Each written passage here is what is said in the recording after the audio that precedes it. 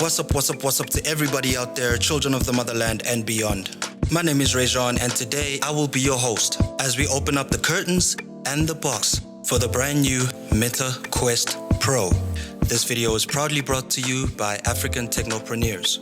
So, the Meta Quest Pro was released on the 25th of October, which was about 2 weeks ago. And since then, the guys here at African Technopreneurs have gotten their hands on quite a bit of stock. So if you're interested, just hit them up using their contact details over here, or we'll drop a link in the description below and you guys can click that to hit straight to their page. Thus far, I've had about a day or two using the Quest Pro, so this is not meant to be a full-on in-depth review, but rather more of an unboxing and a bit of a first impressions look, just to give you guys more insight as to what to expect. Please don't lose track of what you see in this video, because very soon we will be dropping a full in-depth review video and a side-by-side comparison between this and the Quest 2, well, after a few days and nights of testing, because, you know, when this stuff comes out, we don't sleep. Anyway, with that being said, roll the reel.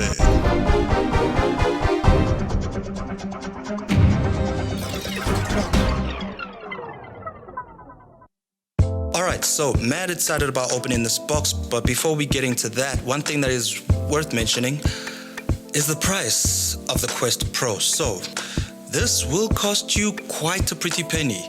Retails for around 40,000 Rand South Africa for the 256 gig version.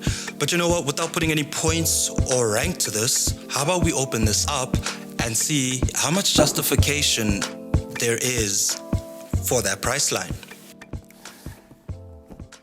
And as we open. Okay, first impression, I'm loving this all black. New kid on the block style. But that being said, some people feel like the design of this might have been heavily inspired by the HoloLens. So like if I squint and like really commit, then maybe I see it like a little bit, but like not really, but sort of. But hey, please help us rest this debate once and for all. Hit us up in the comments section with your thoughts about whether you feel this design was inspired or stolen from the HoloLens 2 or any other headset out there for that matter. Okay, so right off the bat, there are a few things that set this apart from the Quest 2. Clearly, there is a bit of a difference in terms of how they're built. For instance, there's a cable that runs from the front of the headset all the way to the back of the strap, because that's where the battery is. But they've also decided to let go of the fabric type straps that you could get on the Quest 2, and instead they've hooked us up with a young one-piece headband. It's like an elite strap that's just built in, and now there's these two pieces of foam that work as cushions for your head. The one on the back has an adjustment wheel that lets you change how tight or loosely the headset fits. And the foam cushion on the front side basically just rests right on your forehead. There's another adjustment wheel on top of the headset to adjust for comfortability, but also to adjust position of the lenses. On the sides, you will spot the cameras and a port to charge, but there's also a young contact spot on the bottom of the headset, so you can use the charging dock that comes included in the box. The cameras on the front are just impossible to miss, especially since they're surrounded by this beautiful, black, handsome broer. The reflection game on this, too nice. But enough about me. There's a lot of more really cool stuff in this box, such as the new Quest Pro controllers, of course. Yeah, definitely different from the previous gen's controllers.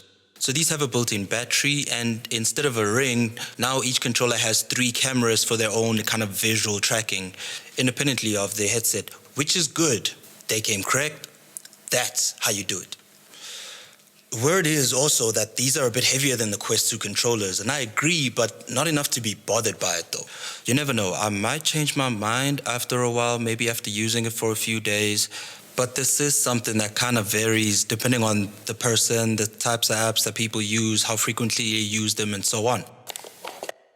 Alright, moving on. There is a box here that has a power supply or charging head or charging brick, whatever you want to call it.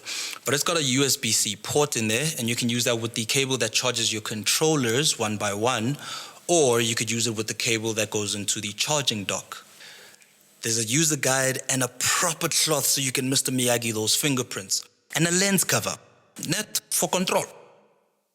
Underneath some of the packaging there, you'll find the charging dock that I spoke about earlier, and that charges both the controllers and the headset simultaneously.